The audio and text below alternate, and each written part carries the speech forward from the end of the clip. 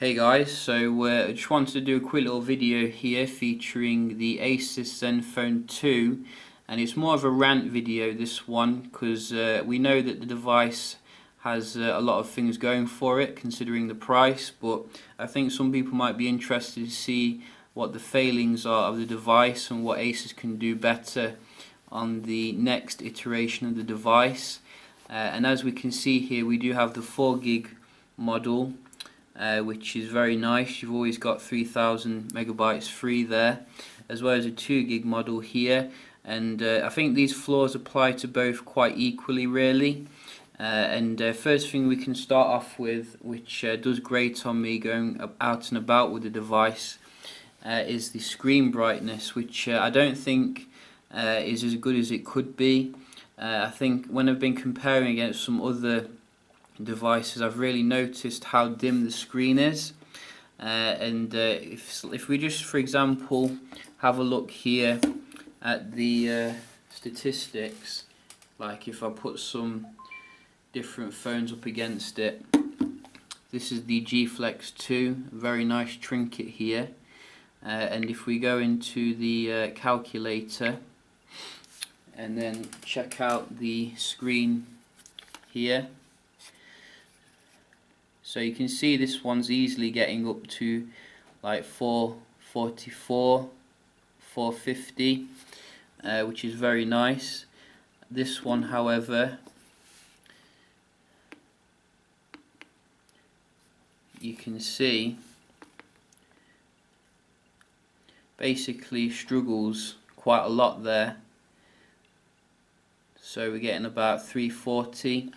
So it's even on other devices as well, which I've found, such as my Note 4, which again, look at that, that's what I call a bright screen. And if you want to go really old school here, back to 2013, we do have OG Moto G in the house. Still a fantastic phone, still as fast as the day I got it, and still has a brighter screen here, as you can see. Look at that.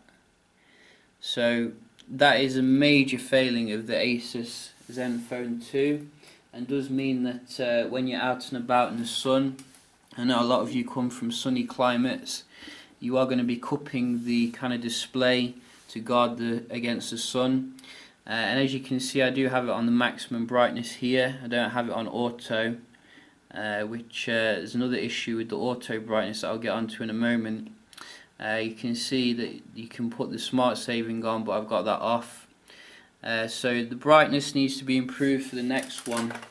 Also, the next thing I've noticed about the screen brightness here, it seems to be really weird in terms of using the auto brightness. It seems to be like, for example, if you have it sat there in your room, then it'll probably go too dim, but then if you move it slightly towards the light, it'll start to light up like really intensively. Can't really do it on camera because I've not got the right angles here, but if you get one, then you'll understand what I mean. For some reason the auto brightness doesn't work properly.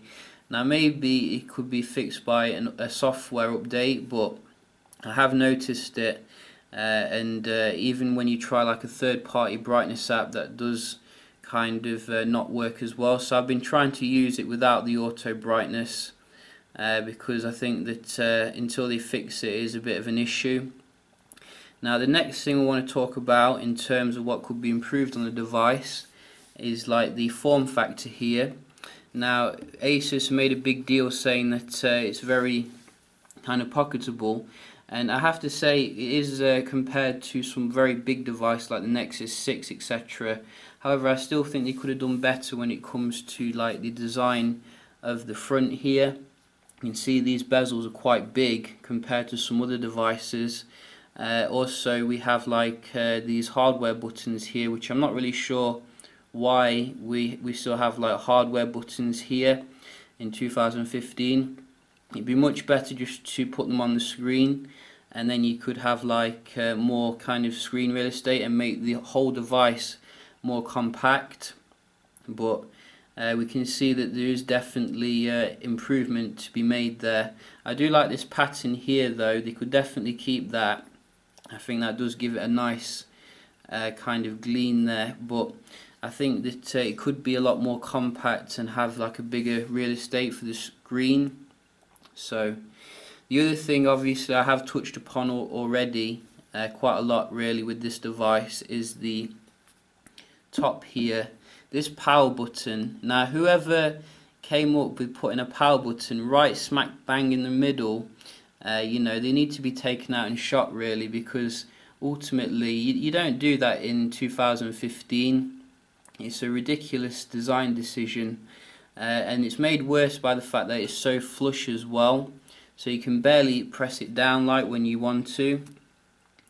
Now luckily Asus did build in this double tap feature, which is excellent and does work most of the time, but now and again, for example, if you're on the home screen here and you've got your home screen full of apps, it's very difficult to find a part to actually kind of click on to get it to turn itself off. So I would have preferred if the power button was on the side somewhere or on the back like the LG G3, and make it more clicky as well for the next one. Definitely needs to be improved there. And it's strange because the Zenfone 5 has it on the side, so it seems like a bit of a regression in terms of the build. And the next issue, which you can probably see here with the screen off, is that the screen doesn't have very good oleophobic properties. You will find that you'll have to keep kind of wiping it down to make it look its best. You know, a lot of phones do suffer with like fingerprints, etc., but I have found this one does quite a lot more. So they definitely need to improve the oleophobic coating here to make it so that you don't have to keep rubbing it off here. So as we can see, it's all back to normal now, which is nice, but it won't be long before it's back to that again. Other than that, the other thing that we need to talk about as well is the speaker on the back here. So while the speaker on the back is very decent in terms of the loudness, I have found it is quite tinny, and it doesn't really give good like bass kind of thing feedback compared to the M9. You know, it's like completely, the M9 completely obliterates it in terms of the sound quality coming out of the speaker. But then again, the M9 is like, you know, the premium when it comes to that. I do think that for the next one they could improve the positioning of the speaker here. You know, it would be nice if they put it on the front, but even on the edges here would be great. So I think those are the main kind of failings that I've found with the device so far. Don't get me wrong, it's still a fantastic device overall, but I do want, you know, potential buyers to be aware of these issues. Particularly if you come from like a very sunny country, you are going to notice how dim the screen is. Yeah, so hopefully Asus will fix the auto brightness issue. And I hope you found this video informative, and if you did, please like it or dislike it, do what you want, and I will see you next time. Cheers.